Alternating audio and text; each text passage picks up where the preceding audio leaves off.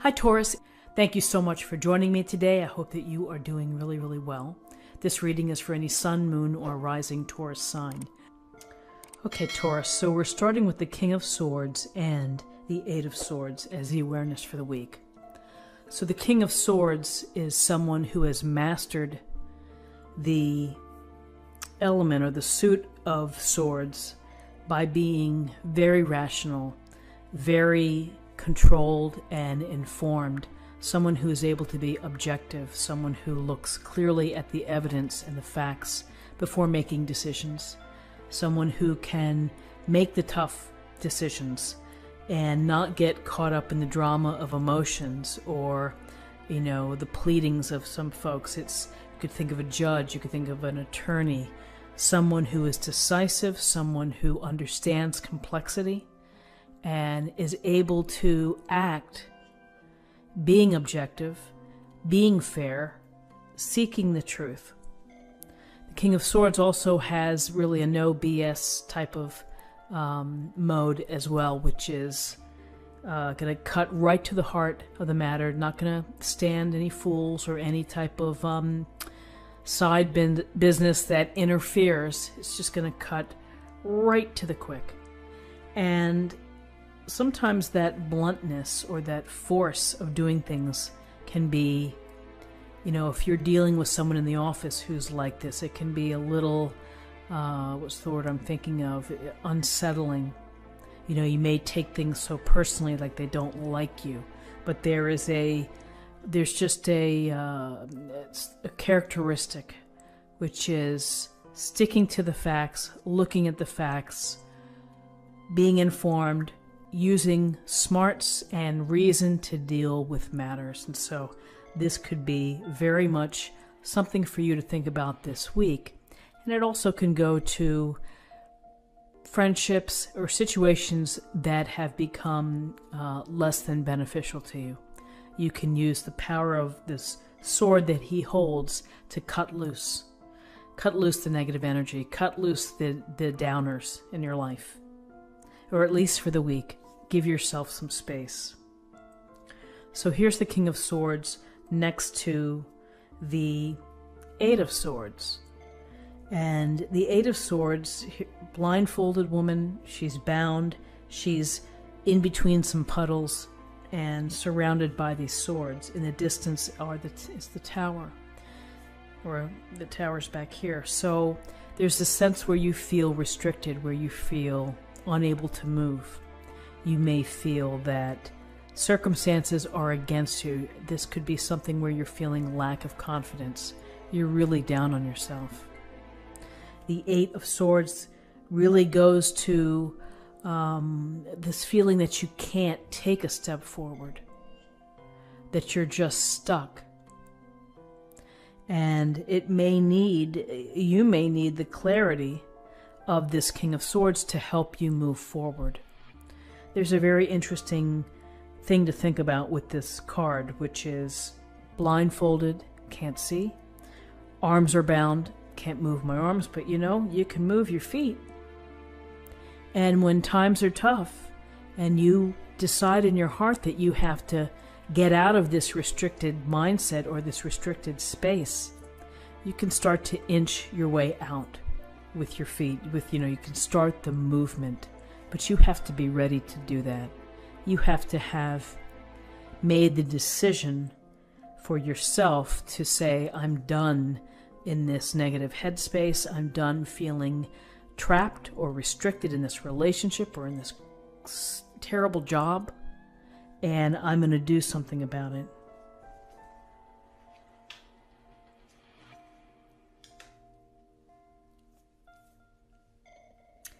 So, guidance.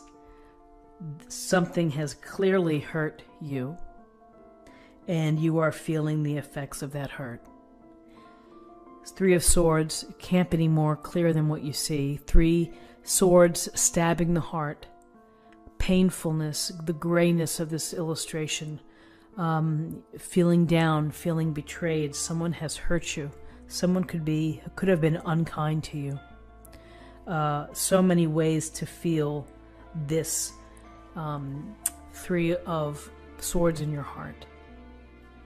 And so the thing to think about is that we deal with hurt all the time. We get hurt throughout our life, sometimes bigger times and, bigger hurts than other hurts, but we learn to rebound, we learn to pick ourselves up, we learn to get farther away from the pain, farther away from the feeling of devastation, of loss, of grief.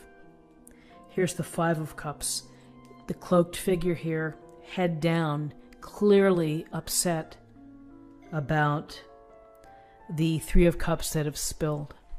And this could represent, again, a sense of loss, a sense of disappointment, thinking of how things were in the past. Longing for those days. You can't get out of it. You're mired in this thinking of what you've lost. There are two cups behind, and it always goes to the expression of counting your blessings, no matter how devastating the situation is, no matter how troubling or the experiences that you have that cause you pain and suffering. If you can count your blessings, something simple like your good health, that you're standing, that at least you have this or that, you have to start somewhere. This can become more troubling if you can't get out of this regret phase. If you're into continually grieving, then you're never going to be able to grow spiritually. You're never going to be able to get out of that. And so it's really important to process it, acknowledge however you've been hurt. From a situation here, maybe you feel trapped, you've been hurt, you are mired in it, you're stuck in it, it surrounds you. But you have to find a way to count your blessings, process this hurt, and begin to focus on things that are going to make your life better. They're going to bring more peace to your life, that are going to be just for you.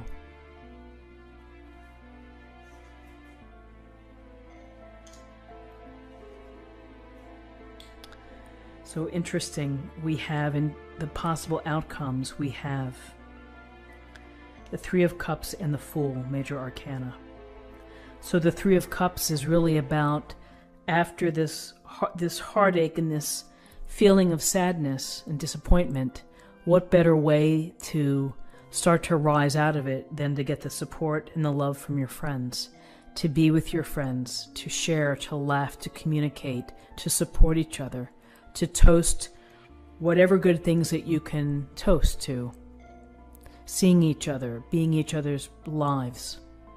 So this brings a little bit of peace to this reading, which is happiness and the delight of being with others, of celebrating with others. And then we have the Fool, which is, it's new beginnings, new cycles, new opportunities, finding the carefree feeling again in your life. You have to clear out this other business here to get to the Fool. And the Fool is, it's a leap of faith. It could be a high wire act where you have to balance, and yes, you run the risk of falling off, but it's worth the risk. The start of something new that's going to bring passion and make you feel alive again and make you feel purposeful is important. And we're not just restricted to one journey through our life. We have many journeys. We have many paths that we create and that we choose and that we follow. This situation here you can get past it and you can move on. And this is a hopeful reading because you can move on to something, a new beginning that's going to be just right for you and bring you happiness, to bring you joy. So let's see what the oracle cards have in store for us.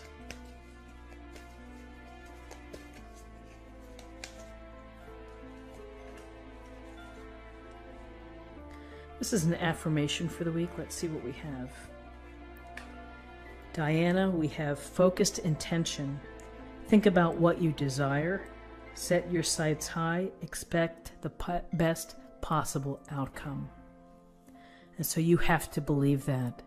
And you have to feel that even though you may have had some rough times here, ultimately things are going to look up. Ultimately, you're going to feel hopeful, positive, and have this opportunity for a new start, a new path, a new cycle, something to bring you back into happiness and joy and purpose. And finally, let's choose a card for love, and we'll see what messages we have for love.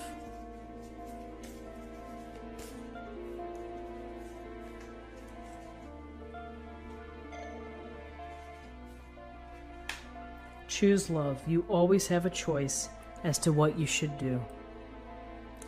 So choose love, and in this particular reading, I would say choose love and focus on your self-love.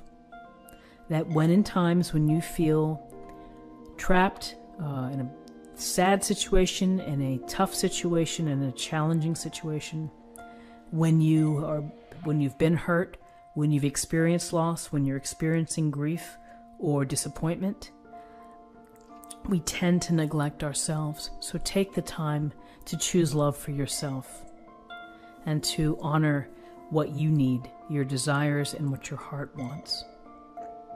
So Taurus, this is what I have for you for the week. I hope that you found something helpful here with this reading.